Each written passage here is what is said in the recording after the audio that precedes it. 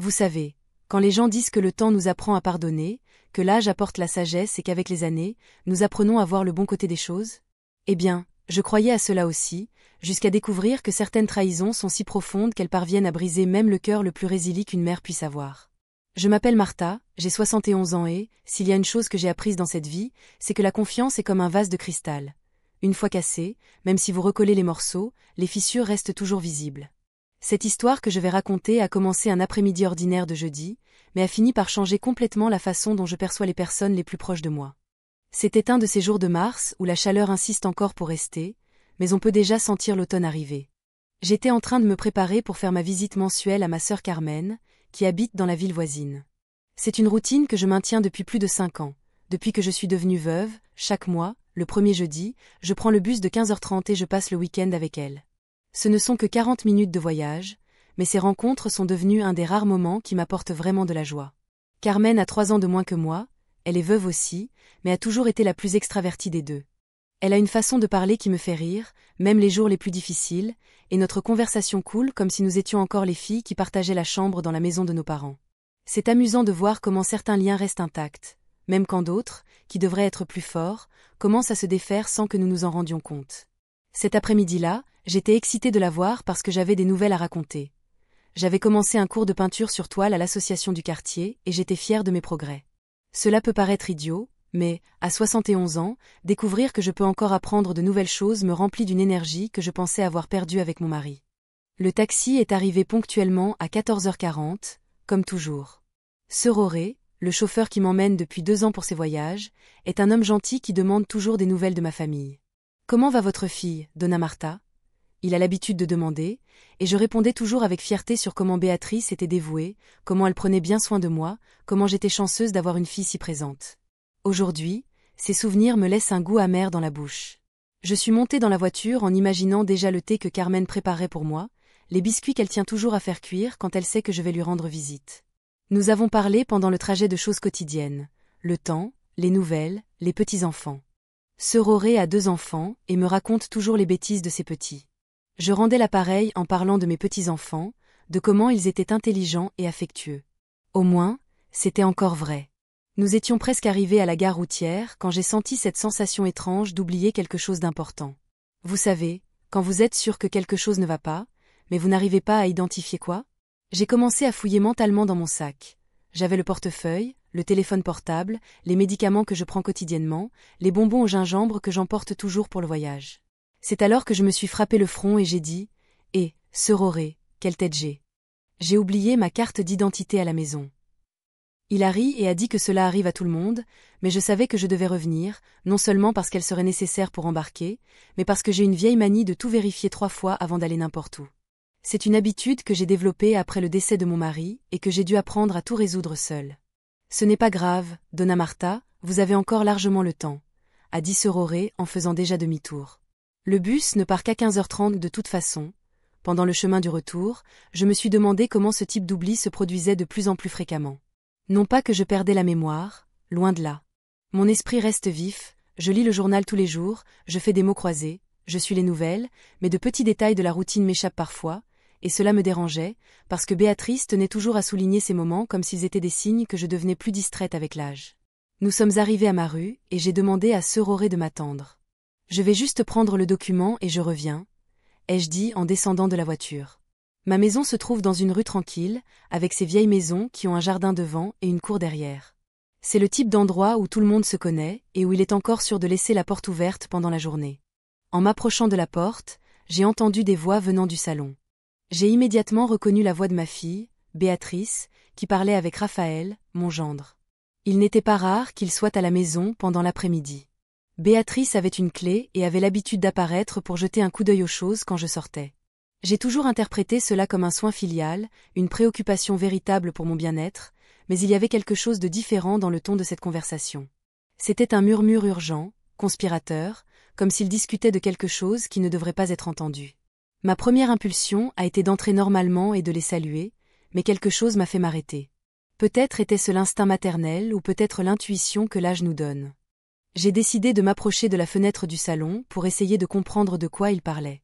Ce que j'ai entendu ensuite a été comme recevoir un coup de poing en plein estomac. Elle devient de plus en plus distraite, disait Béatrice. Hier, elle a oublié de fermer la porte à clé. C'est le moment idéal. Es-tu sûr que cela va marcher? C'était la voix de Raphaël, plus basse, plus prudente. Bien sûr que ça ira. Je la connais mieux que quiconque. Si je dis que c'est pour son bien, pour faciliter les choses, elle signe n'importe quoi. Ça a toujours été ainsi. Mon cœur s'est emballé. Il parlait de moi, comme si j'étais une personne gênante, un obstacle à éliminer. Mais le pire restait à venir. Et es-tu sûr que la procuration générale va fonctionner? Demanda Rafael. Fonctionner, Rafael. Avec cette procuration, je peux faire ce que je veux avec sa maison, les comptes, tout. Elle ne s'en rendra même pas compte avant qu'il ne soit trop tard. Et si elle se méfie? Béatrice rit, mais ce n'était pas un rire joyeux, c'était le genre de rire qui me glaçait le sang. Se méfier de quoi? Elle me fait aveuglément confiance. D'ailleurs, j'ai déjà testé quelques petites choses. Tu te souviens de ces virements que nous avons faits le mois dernier? Elle ne l'a même pas remarqué. J'ai senti mes jambes fléchir. Vehemence? Quelles vehemence? Et que voulait-elle dire par « j'ai déjà testé quelques petites choses » ? Béatrice, es-tu sûre que c'est bien nécessaire? Je veux dire, c'est ta mère. C'est ma mère, mais elle n'est pas stupide, Raphaël. Si nous continuons à emprunter de l'argent tout le temps, elle finira par se douter de quelque chose. Ainsi, c'est plus facile. Elle signe la procuration, je gère tout et, si besoin, nous vendons la maison. Simple. Je me suis appuyée contre le mur, le monde semblait tourner autour de moi. Ma propre fille, celle que j'ai élevée avec tant d'amour, que j'ai soutenue dans toutes ses décisions, que j'ai toujours traitée comme ma meilleure amie, était en train de planifier, de tout me voler, et le pire, c'est qu'elle parlait de moi comme si j'étais une enfant incapable de prendre mes propres décisions. As-tu déjà préparé les documents? Demanda Raphaël. Ils sont tous dans le dossier bleu, il ne manque que sa signature. Je pensais les apporter la semaine prochaine, quand elle sera plus détendue, peut-être.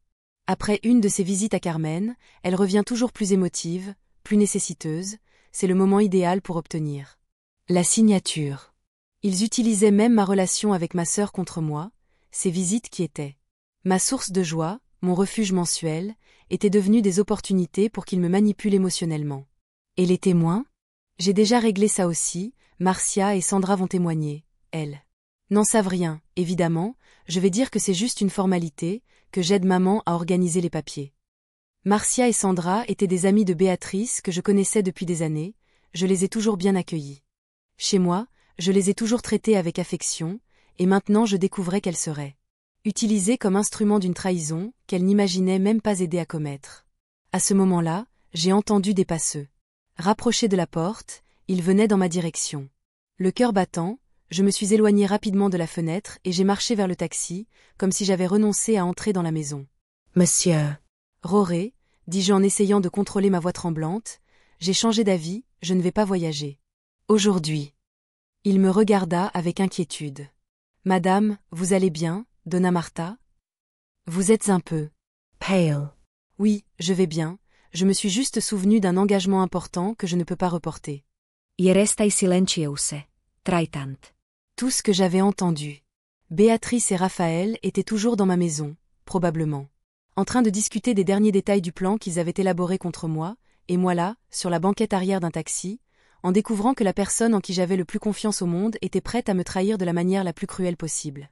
Monsieur Roré a proposé de ne pas me faire payer la course, disant qu'il comprend que les personnes âgées changent parfois d'avis. J'ai remercié sa gentillesse et je suis entrée dans la maison par la porte de derrière pour ne pas croiser Béatrice et Raphaël dans le salon. Je me suis assise dans la cuisine, tremblant encore, et j'ai finalement laissé les larmes venir. Ce n'était pas seulement la découverte de la trahison qui me blessait, c'était la manière froide, calculée, dont ma propre fille parlait de moi, comme si j'étais un objet à gérer, une propriétaire gênante de biens qu'elle convoitait. Mais au milieu de cette douleur, une chose est devenue très claire, je ne serai pas une victime, pas sans me battre. Quand j'ai entendu la porte d'entrée se fermer et la voiture de Raphaël partir, j'ai su que j'étais seule à nouveau, mais, pour la première fois depuis longtemps, cette solitude ne m'a pas effrayée. En fait, elle m'a apporté une clarté cristalline sur ce que je devais faire. Ce document oublié m'avait sauvée d'un voyage.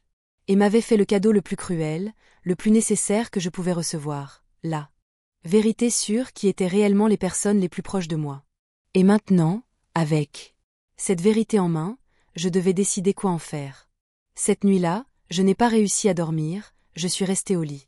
En regardant le plafond pendant que mon esprit revivait chaque mot que j'avais entendu, mais ce qui me dérangeait le plus n'était pas seulement la trahison en elle-même, c'était à quel point j'avais été aveugle à tant de signes au cours des dernières années. Je me suis levée avant l'aube et je suis allée à la cuisine pour préparer un café. C'est dans ces moments silencieux, quand la maison dort encore et que le monde semble en pause, que les souvenirs les plus douloureux insistent pour apparaître. Je me suis assise à la table où j'ai tant de fois pris mon café du matin avec Béatrice quand elle était enfant. Et j'ai commencé à reconstruire mentalement notre histoire. Béatrice est née quand j'avais 22 ans, j'étais jeune, amoureuse et complètement innocente de ce que signifiait être mère. Son père, Antonio, était un homme charmant, de ceux qui savent exactement quoi dire pour conquérir une femme. Pendant les premières années de notre mariage, j'ai vraiment cru que nous étions une famille heureuse, mais Antonio avait un sérieux problème avec les jeux d'argent. Cela a commencé avec de petits paris sur des jeux de cartes entre amis, puis a évolué vers les chevaux, puis vers tout ce dans quoi il pouvait placer de l'argent. Je n'ai découvert l'étendue du problème que lorsque Béatrice a eu 6 ans et que des hommes sont arrivés à notre porte pour réclamer des dettes dont je ne savais même pas l'existence. Le souvenir de ce jour me fait encore tressaillir. Béatrice jouait dans la cour quand 2 hommes ont frappé à la porte, ils n'ont pas été grossiers, mais ont clairement fait savoir qu'Antonio devait une somme considérable et qu'il fallait qu'il paie. Quand mon mari est rentré du travail ce soir-là, nous avons eu la première dispute sérieuse de notre mariage. J'ai découvert qu'il avait mis en gage les bijoux que j'avais hérités de ma mère, qu'il avait contracté des prêts en utilisant notre maison comme garantie et qu'il avait accumulé des dettes qui prendraient des années à être remboursées. Pire encore, il m'a promis qu'il allait arrêter, qu'il allait chercher de l'aide, qu'il allait être un père et un mari meilleur, des promesses qui ne duraient que quelques semaines. Pendant 2 ans, j'ai essayé de sauver ce mariage. J'ai recommencé à travailler comme couturière, en acceptant n'importe quel service qui se présentait, je réparais des vêtements, je faisais des retouches, je brodais des trousseaux, je travaillais tard le soir après que Béatrice dormait, en essayant de combler les trous financiers qu'Antonio insistait pour creuser. Béatrice a grandi en voyant sa mère toujours fatiguée, toujours inquiète, toujours à la recherche de solutions à des problèmes qui n'étaient pas les miens. Elle a appris dès son plus jeune âge que j'étais celle qui résolvait tout, qui assumait les responsabilités, qui portait le poids de la famille sur ses épaules, c'est peut-être là que tout a commencé. Quand Béatrice a eu 8 ans, Antonio a simplement disparu, laissant une lettre disant qu'il allait prendre du temps pour réfléchir, qu'il reviendrait quand il serait prêt à être l'homme que nous méritions. Cette lettre est arrivée le jour même où j'ai découvert qu'il avait utilisé de faux documents pour obtenir un prêt supplémentaire, laissant notre maison en garantie. Je me souviens m'être assise sur le sol de la cuisine avec cette lettre dans une main et les notifications de la banque dans l'autre, tandis que Béatrice me demandait pourquoi je pleurais. Comment expliquer à un enfant de 8 ans que son père n'est pas seulement parti, mais vous a laissé dans une situation financière désespérée? À partir de ce jour, nous n'étions plus que nous deux contre le monde, et je jure que j'ai fait tout ce qui était en mon pouvoir pour que Béatrice ne manque de rien. J'ai travaillé double, j'ai fait tous les sacrifices possibles, j'ai vendu tout ce qui avait de la valeur pour pouvoir rembourser les dettes qu'Antonio avait laissées. Ce furent des années difficiles. Béatrice allait à l'école le matin et je passais toute la journée à coudre. Quand elle revenait, je l'aidais avec ses devoirs, je préparais le dîner et après qu'elle se soit endormie, je retournais à la machine à coudre. Je dormais peu d'heures par nuit, mais je tenais toujours à être présente pour elle. C'est peut-être une erreur de ma part d'avoir été si protectrice. Béatrice n'a jamais eu à se préoccuper d'argent, n'a jamais eu à travailler pendant son adolescence, ni même à faire des tâches ménagères. Je voulais qu'elle ait l'enfance que je n'ai pas eue, je voulais qu'elle se concentre uniquement sur ses études et ses jeux. Quand elle a eu 15 ans, j'ai finalement réussi à rembourser toutes les dettes laissées par Antonio, ce fut l'un des plus beaux jours de ma vie. Je me souviens être rentrée à la maison et avoir trouvé Béatrice en train d'étudier à la table de la cuisine, je me suis assise à côté d'elle et j'ai dit « Ma fille, à partir d'aujourd'hui, tout ce que nous gagnerons sera à nous, nous ne devons plus rien à personne. » Elle m'a embrassée et m'a dit que j'étais la mère la plus forte du monde. À cette époque, ces mots me remplissaient de fierté. Aujourd'hui je réalise que c'était peut-être le début d'une dynamique dangereuse, moi comme la personne forte qui résout tout et elle comme celle qui reçoit tout résolu. Béatrice a toujours été intelligente, mais ne s'est jamais beaucoup intéressée aux questions pratiques. Quand elle a eu 18 ans, c'est moi qui m'occupais de tous ses papiers, c'est moi qui réglais ses problèmes, c'est moi qui gérais l'argent qu'elle gagnait dans ses emplois à mi-temps. Elle disait que je comprenais mieux ces choses et qu'elle préférait se concentrer sur ses études. Quand elle a rencontré Raphaël, j'étais sincèrement heureuse, il semblait être un garçon sérieux, travailleur, respectueux, il me saluait toujours avec affection, me demandait comment j'allais, complimentait ma cuisine quand il venait dîner à la maison. J'ai même pensé que Béatrice avait enfin trouvé un homme différent de son père. Leur mariage était simple, mais beau, j'ai tenu à payer la majeure partie des dépenses en utilisant les économies que j'avais accumulées au fil des ans. Béatrice disait que je n'avais pas besoin de faire ça, mais j'ai insisté, je voulais qu'elle ait un beau mariage, je voulais qu'elle se sente spéciale. Dans les premières années de leur mariage, il venait me rendre visite régulièrement. Raphaël se montrait toujours intéressé par ma vie, me demandait comment allait mon travail, quels étaient mes projets. J'interprétais cela comme du respect, comme de l'affection. Maintenant je réalise que cela a peut-être été une façon d'évaluer ma situation financière. Quand mon mari Miguel est apparu dans ma vie, j'avais 53 ans, il était veuf aussi, un homme gentil que j'ai rencontré lors d'une fête d'anniversaire d'une amie. Miguel travaillait comme comptable et avait une personnalité complètement différente d'Antonio. Il était responsable, affectueux et, surtout, tenait à contribuer à toutes les dépenses de la maison. Béatrice s'est initialement montrée méfiante envers cette relation, elle disait que je n'avais besoin d'aucun homme et que nous étions heureuses juste nous deux, mais Miguel a gagné sa confiance petit à petit, en respectant toujours l'espace qu'elle occupait dans ma vie, en la traitant toujours comme sa propre fille. Quand Miguel et moi nous sommes mariés, Béatrice était déjà enceinte de son premier enfant, ce furent des années très heureuses. Miguel était un grand-père merveilleux, et notre maison s'est remplie de rires et de jeux. Il m'a appris à avoir une relation plus équilibrée avec l'argent, m'a aidé à faire des investissements, m'a montré comment épargner pour l'avenir.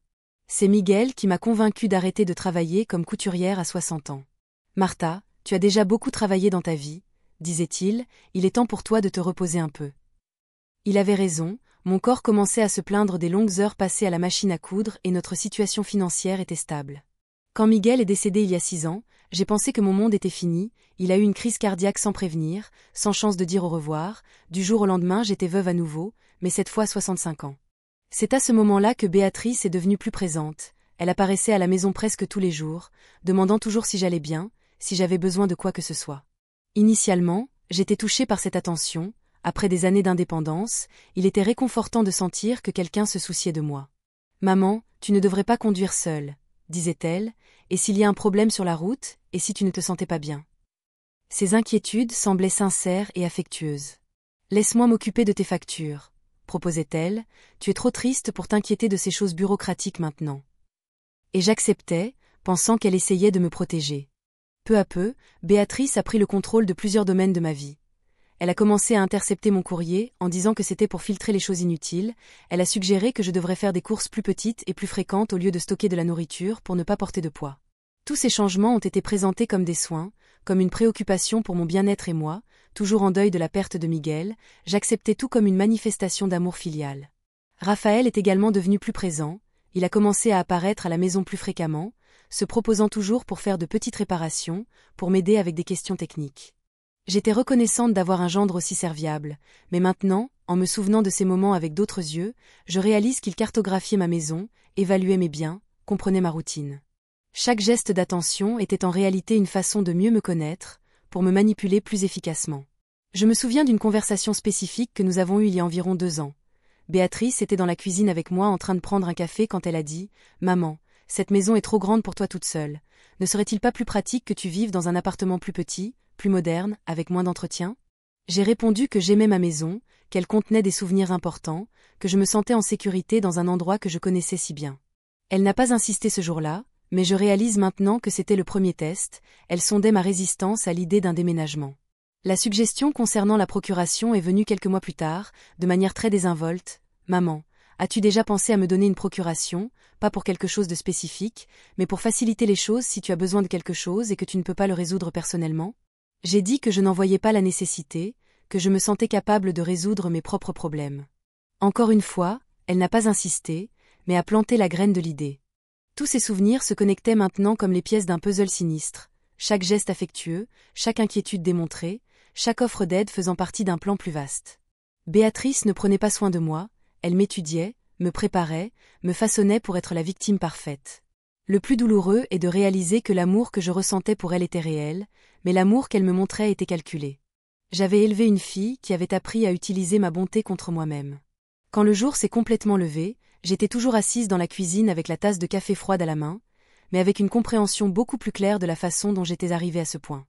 Béatrice n'était pas devenue une mauvaise personne du jour au lendemain, Elle avait appris au fil des ans que je cédais toujours, que je résolvais toujours, que je prenais toujours des responsabilités qui n'étaient pas les miennes, et maintenant elle appliquait cette connaissance de la manière la plus cruelle. C'est possible, mais s'il y avait une chose qu'elle ne savait pas encore de moi, c'est que la même force qui m'a fait élever une fille seule, qui m'a fait reconstruire ma vie après chaque coup, était toujours là, attendant d'être utilisée. Les 3 jours qui ont suivi la découverte ont été les plus longs de ma vie. Béatrice a appelé samedi matin, comme elle le faisait toujours, demandant comment s'était passée ma visite chez tante Carmen. J'ai dû mentir, dire que ça avait été très bien, que Carmen allait bien. La normalité forcée de cette conversation m'a laissé un nœud dans l'estomac. « Maman, tu as une voix bizarre, tout va bien ?»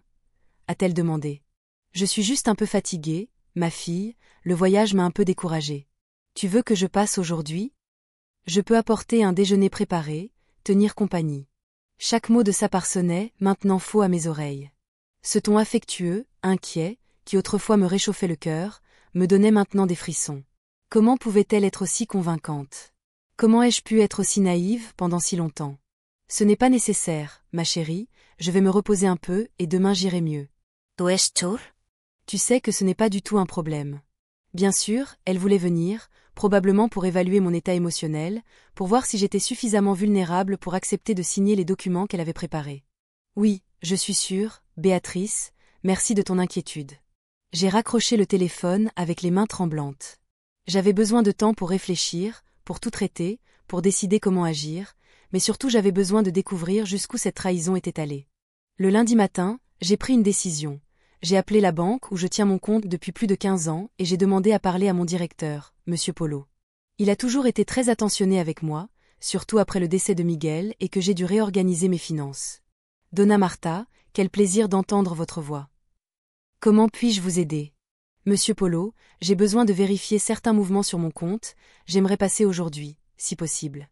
Bien sûr, vous pouvez venir quand vous voulez, je vais séparer tous les relevés des derniers mois. Je suis arrivée à la banque au milieu de la matinée avec le cœur battant. Monsieur Polo m'a reçu dans son bureau avec sa gentillesse habituelle, mais j'ai perçu une certaine inquiétude dans son regard. Donna Marta, avant de vérifier les relevés, je dois vous parler d'une chose. Nous avons reçu quelques tentatives de mouvement sur votre compte qui ont attiré mon attention. J'ai senti le sang se glacer dans mes veines. Quel type de mouvement ? Tentative de transfert. 2 fois le mois dernier, quelqu'un a essayé de transférer des sommes de votre compte vers d'autres comptes. Comme il s'agissait de sommes importantes et de mouvements atypiques pour votre profil, notre système a automatiquement bloqué et nous avons essayé de vous contacter, mais je n'ai reçu aucun appel. Eh bien, c'était une autre raison de notre inquiétude. Le numéro de téléphone enregistré avait été modifié récemment. Quand nous avons appelé, une femme a répondu en disant que c'était sa fille et que la dame était en voyage. Beatrice. Elle avait modifié mon numéro de téléphone de contact à la banque et interceptait mes appels. L'étendue de la trahison était bien plus grande que je ne l'avais imaginé. Monsieur Polo, j'ai besoin de voir tous les détails de ces tentatives. Il m'a montré les écrans de l'ordinateur, 2 tentatives de virement, une de 5 milliards $ et une autre de 8 milliards $, toutes 2 vers un compte que je ne reconnaissais pas.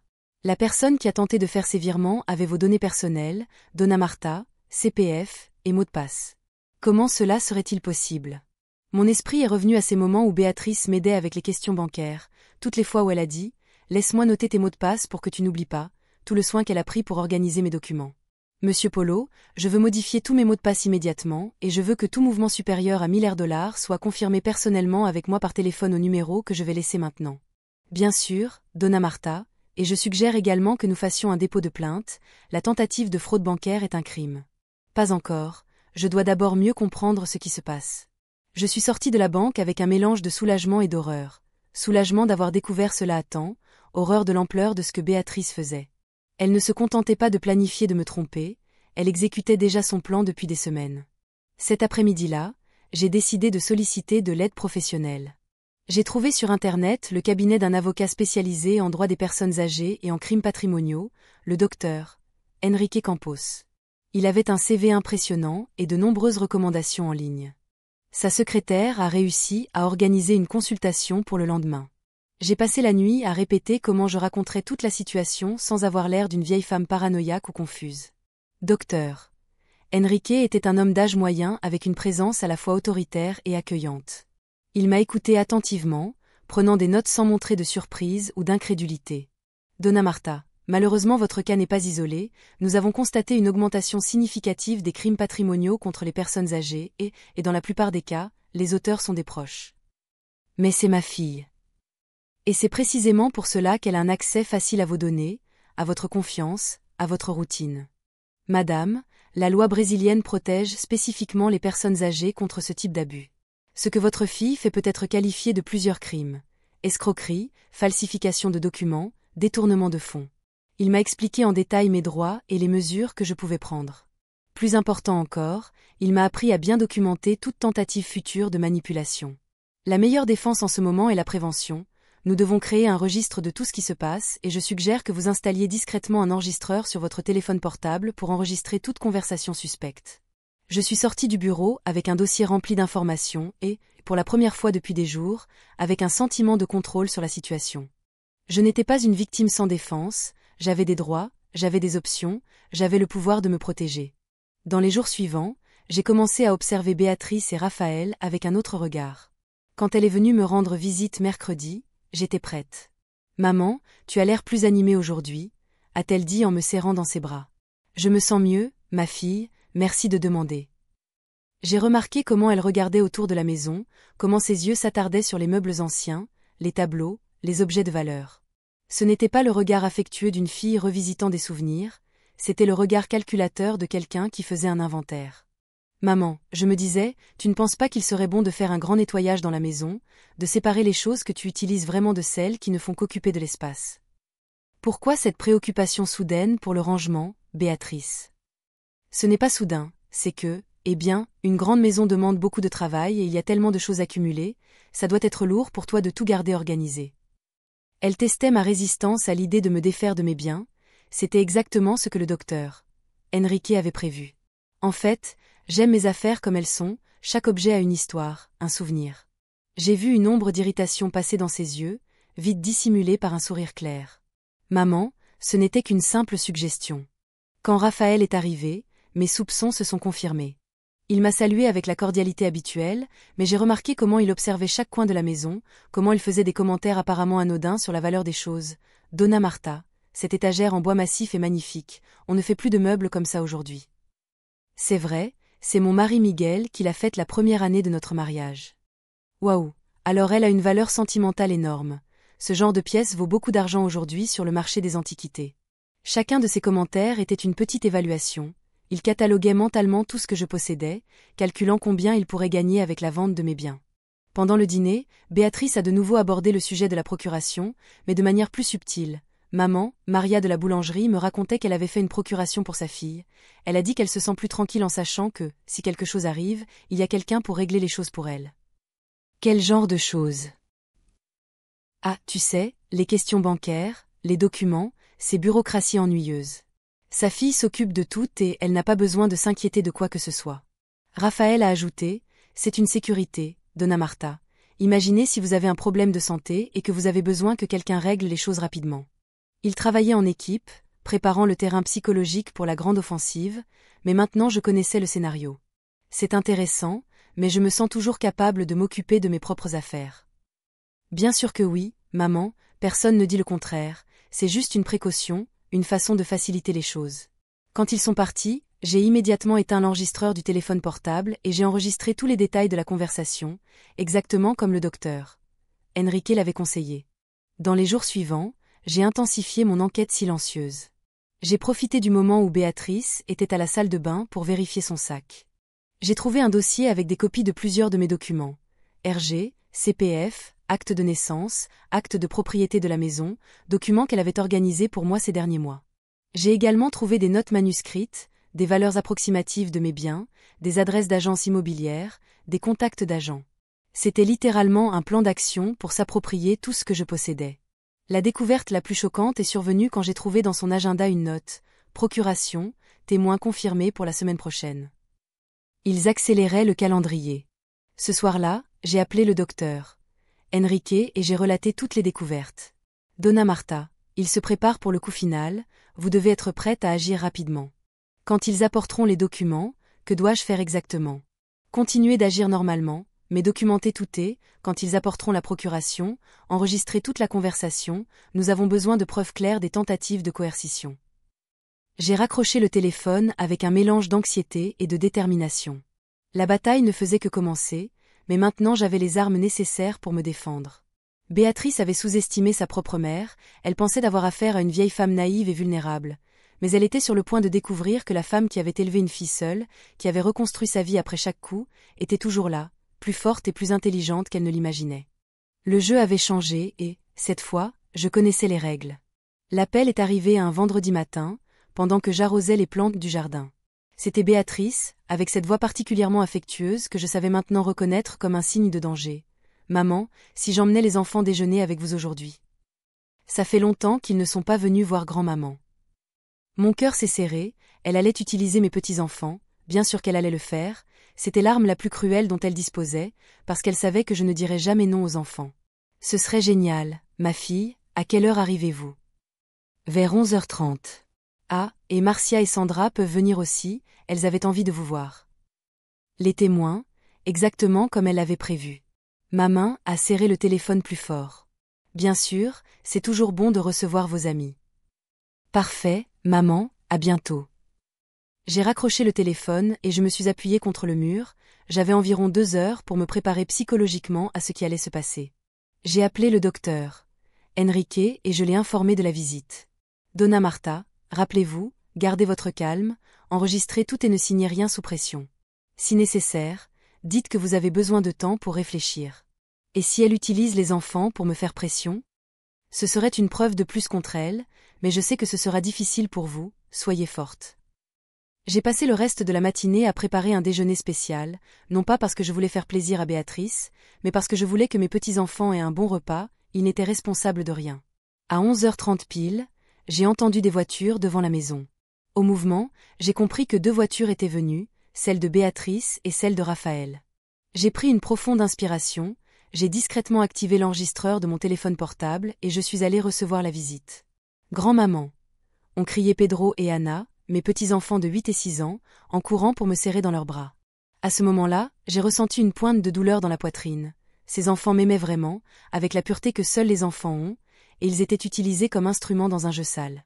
Bonjour, mes amours, comme vous avez grandi. Béatrice m'a embrassée sur la joue avec ce sourire que je savais maintenant être faux. Bonjour, maman, j'ai amené les filles pour combler le manque. Marcia et Sandra m'ont salué avec la cordialité habituelle, elles ne savaient vraiment rien, elles n'étaient que des pièces du jeu de Béatrice. Raphaël est arrivé quelques minutes plus tard, portant un dossier de documents. Mon estomac s'est noué en voyant ce dossier. Donna Marta, j'ai apporté quelques papiers pour que vous y jetiez un coup d'œil, rien d'urgent, mais quand vous aurez un peu de temps. Quel genre de papier, Raphaël ? Ah, juste quelques organisations que Béatrice a suggérées pour faciliter certaines choses bureaucratiques. Pendant le déjeuner, les enfants ont raconté l'école, les amis, les projets de vacances. Je me suis efforcée de participer à la conversation, de montrer un intérêt sincère, mais mon esprit était constamment tourné vers ce dossier que Raphaël avait laissé sur la table du salon.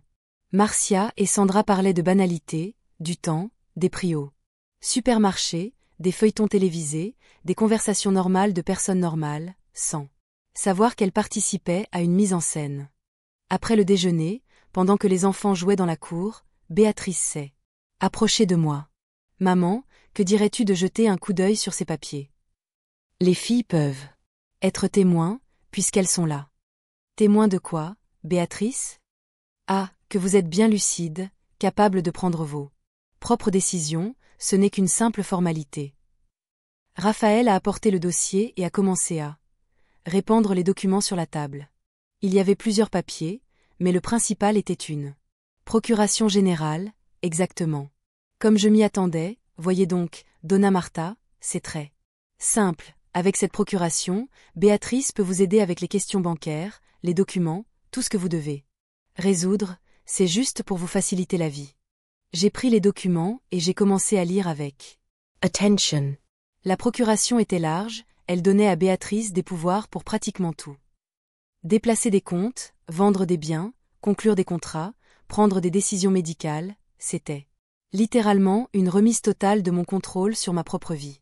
C'est très vaste, ne trouvez-vous pas ? C'est alors que Pedro est arrivé en courant de la cuisine. « Mamie, maman a dit que vous allez nous aider à acheter une nouvelle maison, c'est vrai ?» Mon sang s'est glacé. Béatrice avait raconté à l'enfant les plans qu'ils avaient pour mon argent. « Pedro, viens ici, » a dit Béatrice rapidement. Nous allons laisser mamie finir de lire les papiers, mais Pedro a continué, avec l'innocence des enfants. Maman a dit que la nouvelle maison aura une piscine et que vous habiterez dans un petit appartement, juste pour vous, sans escalier. Anna a rejoint son frère. Mamie, c'est vrai que vous allez donner votre maison à maman? À ce moment-là, j'ai regardé Béatrice et j'ai vu le désespoir dans ses yeux. Elle ne s'attendait pas à ce que les enfants en parlent devant les témoins. Les enfants, vous avez mal compris, a-t-elle dit. Rapidement, mamie va juste signer des papiers pour faciliter certaines choses. Mais le dégât était fait. Marcia et Sandra me regardaient avec des expressions confuses. Béatrice, vous prévoyez de vendre la maison de votre mère? A demandé Marcia. Ce n'est pas vraiment comme ça, c'est compliqué. Raphaël a essayé d'intervenir, ce n'est qu'une réorganisation patrimoniale pour le bien de Donna Marta, mais j'en avais déjà assez entendu. J'ai posé les documents sur la table et j'ai regardé Béatrice directement.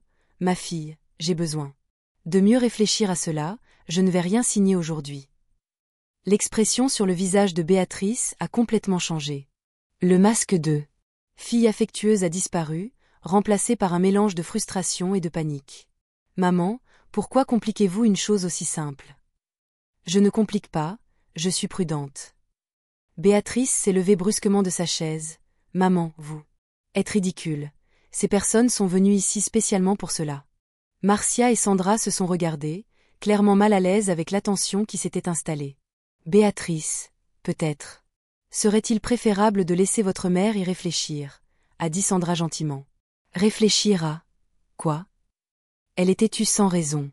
C'est alors qu'Anna est revenue en courant de la cuisine. Maman, pourquoi cries-tu après mamie? Le silence qui a suivi était assourdissant.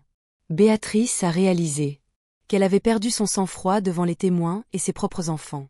Je ne criais pas, ma fille, je parlais. Juste. Pedro s'est approché de moi. Mamie, tu es triste? Je me suis agenouillée à sa hauteur et j'ai dit, non, mon amour, mamie va bien. Alors pourquoi maman est fâchée? À ce moment-là, j'ai regardé Béatrice et j'ai vu quelque chose que je n'avais jamais vu auparavant. La peur, elle perdait le contrôle de la situation et elle le savait. Personne n'est fâché, Pedro, a-t-elle dit en forçant un sourire. Allons-y, mamie est fatiguée. Marcia et Sandra ont dit au revoir. Rapidement, clairement gênées par la situation. J'ai réalisé qu'elles avaient compris que quelque chose n'allait pas, même sans savoir exactement quoi. Quand nous sommes restés seulement moi, Béatrice et Raphaël, la tension est devenue palpable.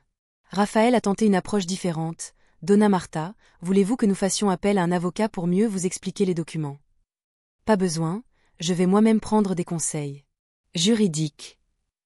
Béatrice a pris les documents sur la table avec des mouvements brusques. Vous savez quoi? Oubliez tout. J'essayais juste d'aider, mais si vous préférez compliquer les choses. Elle s'est dirigée vers la porte, mais avant de sortir, elle s'est tournée vers moi. Maman, quand vous déciderez si vous voulez ou non mon aide, prévenez-moi, mais je ne vais pas. Supplier. La porte a claqué avec force et j'ai entendu sa voiture quitter le garage en trombe. Je suis restée seule dans le salon, regardant l'espace vide où les documents avaient été. Mon téléphone portable avait enregistré toute la conversation, y compris la perte de contrôle de Béatrice, les commentaires des enfants sur la vente de la maison et la pression des prétendus témoins. Les jours qui ont suivi la confrontation ont été étrangement silencieux. Béatrice n'a pas appelé, n'est pas venue, n'a pas envoyé de message, c'était comme si j'avais cessé d'exister pour elle. Au moment où je n'ai pas signé ces documents. Ce silence m'a blessée plus que je ne l'aurais cru, mais il m'a aussi apporté une clarté que je n'avais pas ressentie depuis longtemps. Le lundi suivant, j'ai reçu un appel inattendu. C'était Marcia, l'une des amies de Béatrice qui avait assisté à notre discussion. Donna Marta, désolée de vous déranger, mais j'étais inquiète. Pour vous, cette ambiance de vendredi n'était pas normale. Bonjour, Marcia, comme c'est gentil d'avoir appelé. Écoutez, je ne veux pas me mêler des affaires de famille, mais Béatrice m'a appelé hier pour me demander de ne commenter cette conversation sur les documents avec personne, cela m'a rendue encore plus inquiète. Mon cœur s'est accéléré. Béatrice essayait de contrôler les témoins, craignant probablement qu'ils ne commencent à poser des questions dérangeantes. Marcia, puis-je vous poser une question? Quand vous avez fait cette procuration pour votre fille, était-ce vraiment votre décision? Elle a hésité un instant. Eh bien, en fait, c'est elle qui l'a suggéré, elle a dit que ce serait plus pratique, mais Donna Marta, pourquoi me demandez-vous cela? Juste par curiosité. Merci d'avoir appelé, ma chère. J'ai raccroché en pensant à combien d'autres personnes ont pu être manipulées de la même manière, combien d'autres mères ont signé des documents en pensant qu'elles facilitaient la vie de leurs enfants, alors qu'en réalité, elles abandonnaient leur indépendance. Cet après-midi, le docteur Enrique m'a appelé avec une proposition. Donna Marta, nous avons analysé tout le matériel que vous avez collecté. Nous avons suffisamment de preuves pour ouvrir une procédure pénale contre votre fille et votre gendre, la décision vous appartient. Je suis restée silencieuse pendant quelques secondes. La possibilité de poursuivre ma propre fille était quelque chose que je n'avais jamais imaginé. Docteur, je ne veux pas poursuivre ma fille, mais je veux prendre toutes les mesures préventives possibles. Je comprends. Nous allons blinder tous vos documents et comptes et je vais rédiger une lettre officielle les informant que toute tentative future de manipulation entraînera une procédure pénale. Parfait, mais docteur, est-il possible de faire cela sans paraître trop agressif? C'est toujours ma fille. Bien sûr, je vais rédiger de manière ferme, mais respectueuse. 2 semaines plus tard, j'ai reçu un appel de Raphaël. Sa voix était différente, moins confiante et plus prudente. Donna Marta, allez-vous bien? Ça fait longtemps que nous n'avons pas eu de nouvelles. Je vais bien, Raphaël, merci de demander. Béatrice est très triste. Elle a dit qu'elle avait essayé de vous appeler plusieurs fois, mais vous n'avez pas répondu. C'était un mensonge, mais je n'ai pas voulu le confronter à cela. Raphaël, j'ai reçu une lettre très intéressante d'un avocat cette semaine, en avez-vous reçu une aussi? Le silence au bout du fil était éloquent. Donna Marta, écoutez, je crois qu'il y a eu un malentendu. Béatrice voulait juste aider, j'en suis sûre, mais maintenant. Je préfère m'occuper de mes propres affaires avec la protection juridique appropriée. Êtes-vous sûre de ne pas vouloir en parler? Béatrice est vraiment désolée. Quand elle sera prête pour une conversation honnête, sans aucune pression, je serai là. 1 mois plus tard, j'ai décidé de reprendre mes visites régulières à Carmen. J'avais annulé 3 voyages de suite à cause de toute cette situation, et ma sœur était inquiète. Martha, que c'est bon de te revoir. Tu m'as manqué, dit-elle en me serrant fort dans ses bras. Toi aussi, Carmen. Désolée d'avoir annulé autant de fois. Quelque chose s'est-il passé? Tu as l'air différente, mais déterminée. Pendant notre conversation cet après-midi-là, j'ai raconté à Carmen toute l'histoire. Elle m'a écoutée en silence, hochant parfois la tête avec incrédulité, tenant parfois ma main. Martha, je suis désolée. Je sais combien tu aimes Béatrice. Je l'aime toujours, Carmen, mais j'ai appris qu'aimer ne signifie pas accepter d'être trompée. Et tu n'as pas envie de lui donner une chance de s'expliquer? Si, mais elle doit venir à moi avec honnêteté, et non avec plus de manipulation. Et les petits-enfants? Ah, Carmen, c'est la partie qui fait le plus mal. Ils me manquent énormément. Dans les mois qui ont suivi, ma vie a pris un autre rythme. J'ai repris mon cours de peinture, j'ai commencé à marcher dans le parc chaque matin, je me suis inscrite à un groupe de bénévoles à l'hôpital local. J'étais en train de découvrir qui j'étais au-delà d'être une mère et une grand-mère. C'est lors d'une de ces promenades matinales que j'ai rencontré Pedro, mon petit-fils, jouant dans le parc avec sa grand-mère paternelle. Mamie Marta, cria-t-il en courant pour me prendre dans ses bras. Mon cœur a failli sortir de ma poitrine. Bonjour, mon amour. Comme tu as grandi. La grand-mère paternelle de Pedro s'est approchée avec un sourire timide. Donna Marta, quelle coincidenze. Pedro demande toujours de vos nouvelles. Mamie, pourquoi tu ne viens plus à la maison? Pedro a demandé avec l'innocence des enfants. Ah, mon amour, mamie a été occupée avec certaines choses, mais tu sais que je pense toujours à toi et à Anna. La grand-mère paternelle m'a prise à part. Donna Marta, je ne sais pas ce qui s'est passé entre vous, mais les enfants s'ennuient beaucoup de vous. Et, eh bien, Béatrice ne va pas bien non plus, elle pleure énormément. Mon cœur s'est serré fortement. Est-ce que sa santé va bien?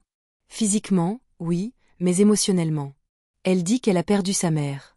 Cette conversation est restée dans ma tête des semaines durant. Ma famille me manquait aussi, malgré cela. Les rires des petits-enfants me manquaient, les conversations avec Béatrice sur des choses banales, et même Raphaël. 4 mois après cette confrontation, Béatrice est apparue à ma porte d'entrée. C'était un samedi matin et je jardinais, m'occupant de mes roses. Salut, maman. Mon cœur s'est emballé en voyant ma fille à la porte. Elle était plus mince, avec des cernes, et semblait fatiguée et triste. Salut, Béatrice. Comment vas-tu, toi? Puis-je entrer, je t'en prie? J'ai ouvert le portail et elle s'est assise sur le banc en bois que Miguel avait fait il y a des années. Nous sommes restées silencieuses quelques instants. Maman, je suis venue te demander pardon, sincèrement.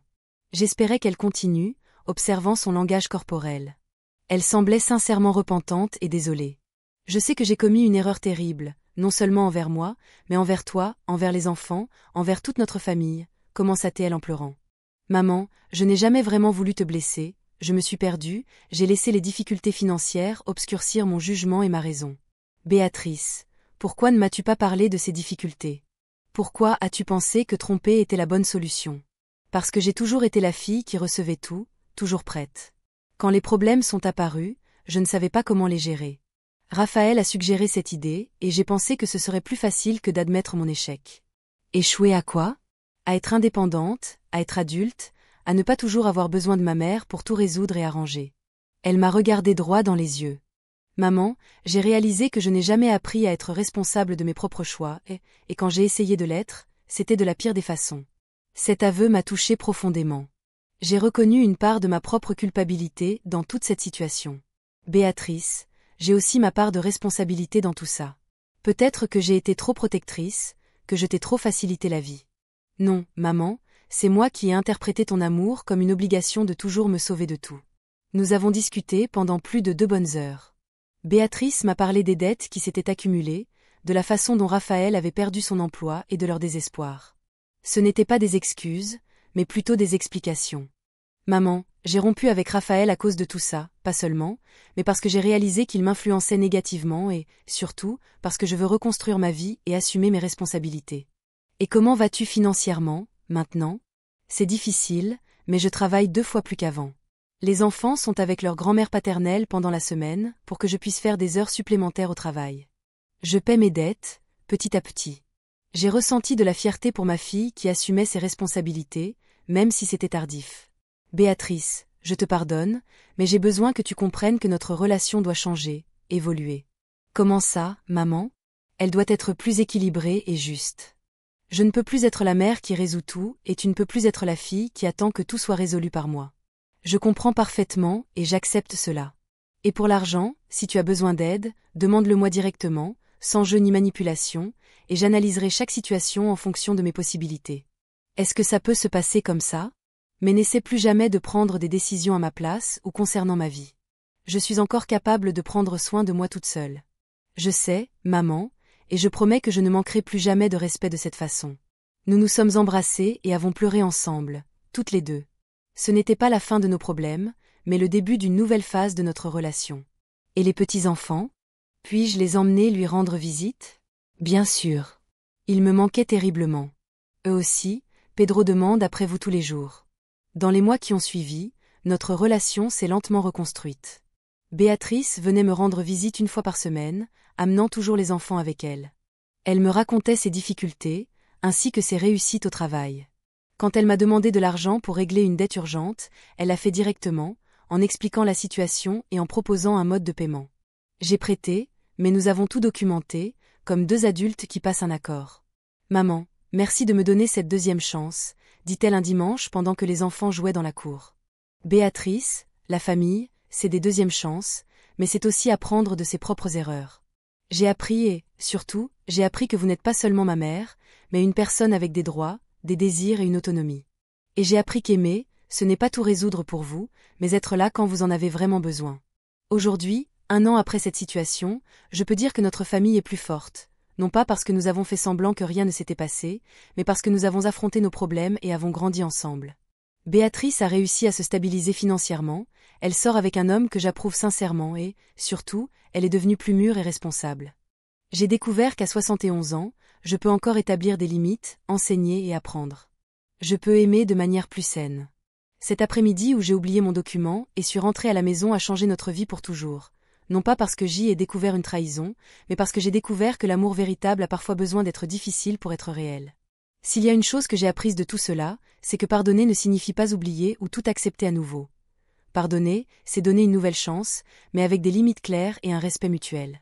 La famille n'est pas parfaite, mais quand il y a un amour véritable et une volonté de grandir, il y a toujours une possibilité de recommencer à zéro. Si cette histoire a touché votre cœur, laissez un like, abonnez-vous à la chaîne et dites-moi en commentaire ce que vous feriez. Votre message peut illuminer la journée de quelqu'un.